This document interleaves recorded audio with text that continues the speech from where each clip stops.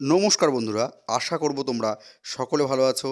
আমরা আজকে math practice set নিয়ে আলোচনা করব, যেখানে থাকবে 10টি অঙ্ক এবং এই 10টি অঙ্ক তোমাদের ডাব্লিউবিপি এক্সাইজ কনস্টেবলস যে মেন এক্সামটি আছে বা ডাব্লিউবিপি কনস্টেবল যে মেন এক্সাম আছে সেখানে তোমাদের খুবই সাহায্য করবে। তোমরা অঙ্কগুলি দেখো, তোমাদের যদি কোনো উপকার লাগে তো তোমরা সেটা কমেন্টে জানাবে। ঠিক আছে, তাহলে চলো আমরা শুরু করি। আর একটা কথা বলে রাখি, আমি আজ থেকে রোজ সকাল 7টার সময় 10টা করে অঙ্কের এরকম প্র্যাকটিস সেট দিতে থাকবো। ঠিক আছে, তো চলো তাহলে শুরু করা যাক। আজকের প্রথম অঙ্ক দেখো কি বলেছে, দুটি সংখ্যার যোগফল 256 এবং তাদের গসাগু হচ্ছে 32। তবে কি বলতে হবে, আমাদের সংখ্যা দুটি কত আমাদের তা বলতে হবে। এরকম অঙ্ক থাকলে আমরা কি করব, 256কে প্রথমে হচ্ছে গসাগু যেটা থাকবে সেটা দিয়ে আমরা ভাগ করে দেবো। এখানে গসাগু আছে 32, ভাগ করে দিলে আমাদের বেরোবে হচ্ছে 8। এইবার তুমি দেখো প্রথমে কি লিখেছে, সংখ্যা দুটির যোগফল। যোগফল থাকলে আমরা 8কে দুটি সংখ্যার যোগফল হিসেবে ভাঙবো। তাহলে 8কে আমরা যদি দুটি সংখ্যার যোগফল হিসেবে ভাঙি তাহলে কি পাবো, 1+7 পেতে পারি, বা 2+6 পেতে পারি, বা 3+5 পেতে পারি, বা 4+4 পেতে পারি। এইবার আমাদের শুধুমাত্র প্রাইম ফ্যাক্টরে যে যোগফলগুলো আছে সেগুলো আমাদের নিতে হবে। দেখো 4 কোনো মতেই প্রাইম না, মৌলিক না, আমরা এটা নেব না। 2 এবং 6, 2 মৌলিক হলেও 6 মৌলিক না, এটা আমরা নিতে পারবো না। তাহলে প্রাইম ফ্যাক্টরওয়ালা কোনগুলো থাকলো, 1 এবং 7, 3 এবং 5। যেহেতু গসাগু দেখো 32, সেই জন্য 1 এবং 7 দিয়ে 32কে গুণ করতে হবে, তাহলে আমরা দুটি সংখ্যা পেয়ে যাব।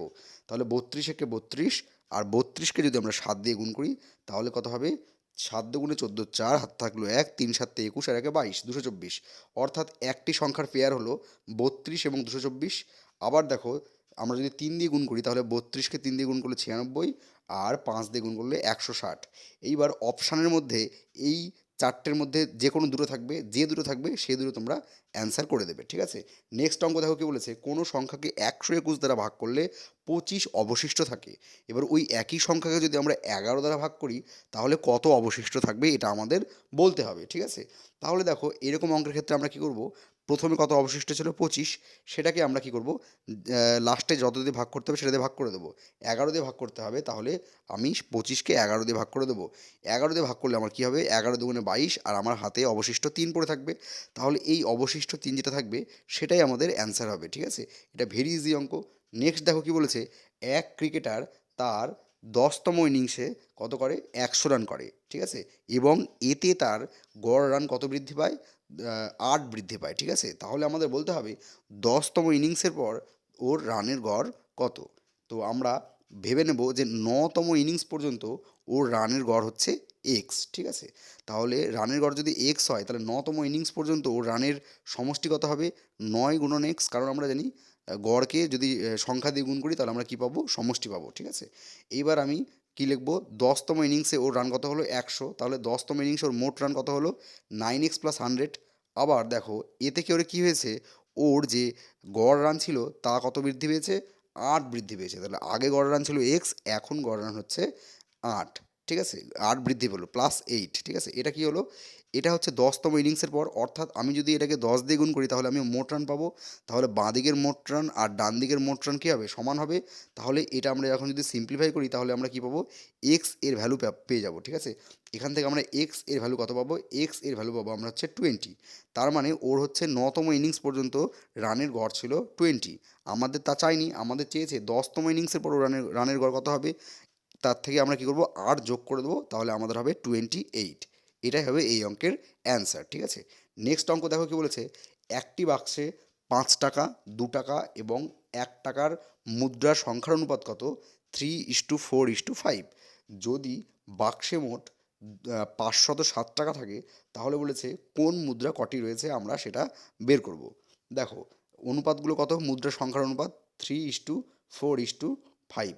এইবার ভাবো যদি 5 টাকা 3টা থাকে তাহলে মোট কত টাকা হবে, 5 টাকার কয়েন যদি 3টা থাকে তাহলে মোট টাকা হবে হচ্ছে আমাদের 15 টাকা। 3 × 5 = 15 টাকা। ঠিক আছে, আমরা মূল্য বের করব। 4টা যদি আমাদের হচ্ছে 2 টাকা থাকে তাহলে মোট মূল্য কত হবে, 8 টাকা হবে।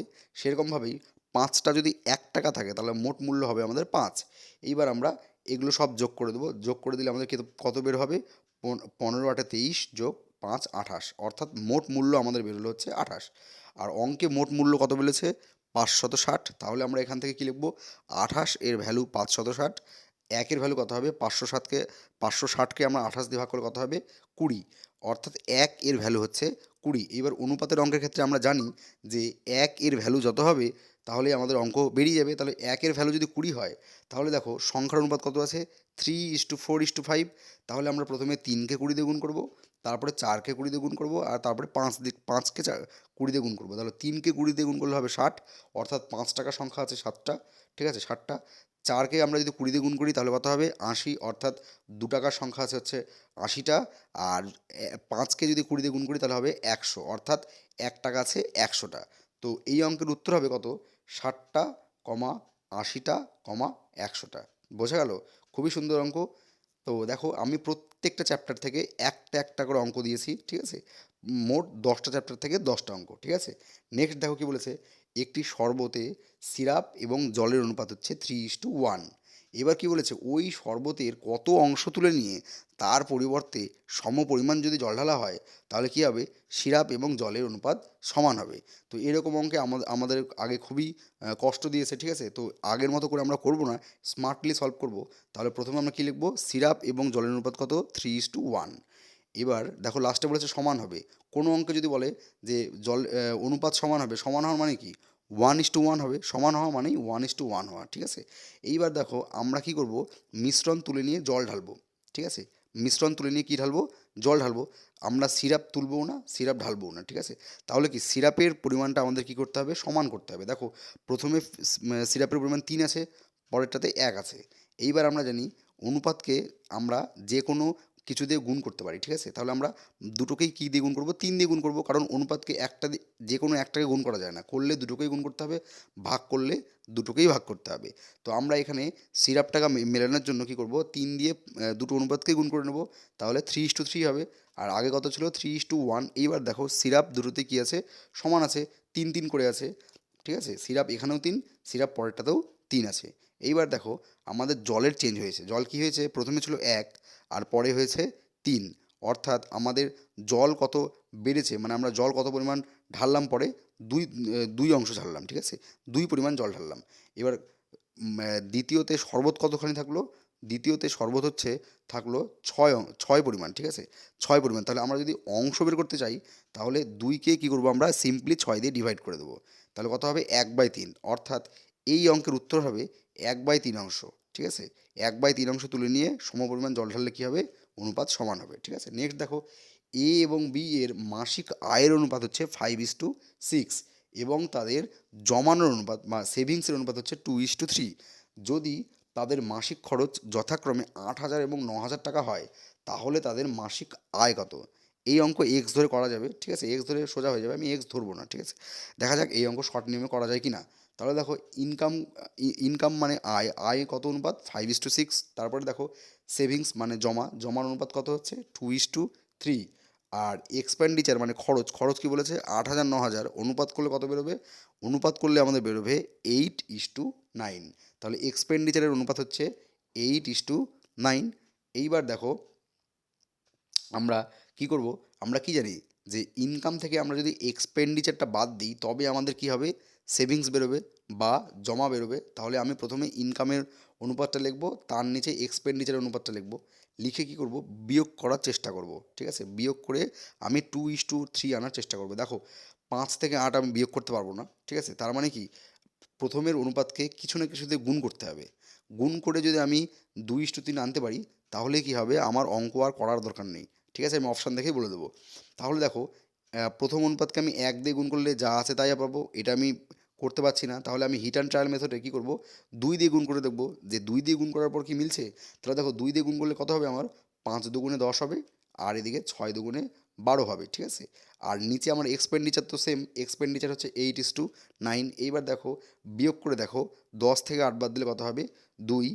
আর 12 থেকে 9 বাদ দিলে হবে হচ্ছে 3, অর্থাৎ আমাদের ইনকাম থেকে এক্সপেন্ডিচার অর্থাৎ আয় থেকে খরচটা বাদ দিলে আমাদের সেভিংস 2:3 দাঁড়াচ্ছে, আর অঙ্কে 2:3 আছে, অর্থাৎ যে আয়ের অনুপাতটা থাকবে সেটা অবশ্যই 10:12 এই অনুপাতে থাকবে। তাহলে 10:12 এই অনুপাতে থাকবে, দেখবে তোমরা অঙ্কে যে অপশানগুলো থাকবে তার মধ্যে দেখবে 10,000 12,000 উত্তর থাকবে, সেটাই হবে এই অঙ্কের রাইট অ্যান্সার। ঠিক আছে, তো এরকমভাবে শর্ট নিয়মে এই অঙ্কটা করা যায়। নেক্সট অঙ্ক দেখো কি বলেছে, একটি পরীক্ষায় 35% অঙ্কে ফেল করে মানে পরীক্ষার্থীরা, তারপরে 40% পরীক্ষার্থী কী হয়, ইংরেজিতে ফেল করে। যদি 15% ছাত্রছাত্রী উভয় বিষয়ে ফেল করে থাকে, তাহলে আমাদের বলতে হবে কত শতাংশ ছাত্রছাত্রী কী হয়েছে, উভয় বিষয়ে পাস করেছে। ঠিক আছে, তো এরকম অঙ্কের ক্ষেত্রে আমরা প্রথমে কী করব, যে দুটো ফেল করে প্রথমে দেওয়া আছে অঙ্ক আর ইংরেজি, 35 এবং 40, সেই দুটো প্রথমে কী করবো আমরা যোগ করে নেব। ঠিক আছে, তাহলে 35% যোগ 40% যোগ করে নিলাম। এইবার আমরা উভয় বিষয়ে যেটা থাকবে সেটা আমরা বিয়োগ করব। উভয় বিষয় কত আছে, 15, আমরা 15 বিয়োগ করে নিলাম। তাহলে দেখো 40, 35-এ 75 থেকে 15 বাদ দিলে 60, অর্থাৎ আমাদের মোট ফেল বা উভয় বিষয়ে ফেল কত, আমাদের উভয় বিষয়ে ফেল হচ্ছে 60% ছাত্রছাত্রী উভয় বিষয়ে ফেল করেছে। তাহলে উভয় বিষয়ে যদি 60% ছাত্রছাত্রী ফেল করে থাকে, তাহলে পাস করতে গেলে আমাদের কী করতে হবে, 100 থেকে সিম্পলি বিয়োগ করে দিতে হবে, তাহলে উত্তর হয়ে যাবে। তাহলে 100 - 60, অর্থাৎ 40% পরীক্ষার্থী আমাদের কী হবে, উভয় বিষয়ে পাস করবে। এইভাবে এই অঙ্কগুলো সব হয়ে যাবে, দেখবে চেষ্টা করে। তারপরে দেখো, একজন দোকানদার তার জিনিস 10% কী করে, ডিসকাউন্ট বা ছাড় দিয়ে বিক্রি করে। ঠিক আছে, যদি একটা জিনিসের ক্রয় মূল্য তার 250 টাকা হয়, তাহলে সে এমন কত ধার্য মূল্য লিখে রাখবে যার ফলে কী হবে, তার 8% কী হবে, লাভ হবে। ছাড় দেওয়ার পরেও তার কী হবে, 8% লাভ হবে। তো এখানে সিপি কত, ক্রয় মূল্য হচ্ছে আমাদের এখানে 250 টাকা। ঠিক আছে, তাহলে আমি প্রথমে দেখে নেই যে 8% ছাড় মানে 8% লাভ করতে হলে তাকে কত টাকায় এটা কী করতে হবে, বিক্রি করতে হবে। তাহলে দেখো, এটা সিম্পলি একবারে বের করার নিয়ম কি, একবারে বের করার নিয়ম হচ্ছে ওপরে 108, নিচে লিখবো 100। এইবার কাটাকুটি করলে আমাদের কী হবে, বেরিয়ে যাবে। তাহলে 0 0 কাটলাম, 5 দিয়ে এটাকে কাটলে 5 হয়, আর এটাকে কাটলে 2। 108কে যদি আমি 2 দিয়ে কাটাকুটি করি তাহলে হবে 54। এবার 54 আর 5 যদি আমি গুণ করে দিই তাহলে হয়ে যাবে আমার 270। অর্থাৎ আমার দেখো, এসপি আমার হচ্ছে সেলিং প্রাইস 270, মানে আমাকে 270 টাকায় বিক্রি করতেই হবে। তাহলে এবার আমি কি করব, এমন একটি ধার্য মূল্য লিখে রাখবো যেখান থেকে আমি 10% ছাড় দেবো। ছাড় দেওয়ার পরেও আমার কী হবে, 270 টাকা বিক্রি হবে। তাহলে আমার কি আলটিমেটলি আমার 8% লাভ হয়ে যাচ্ছে, কারণ আমি জিনিসটি 250 টাকায় কিনেছিলাম।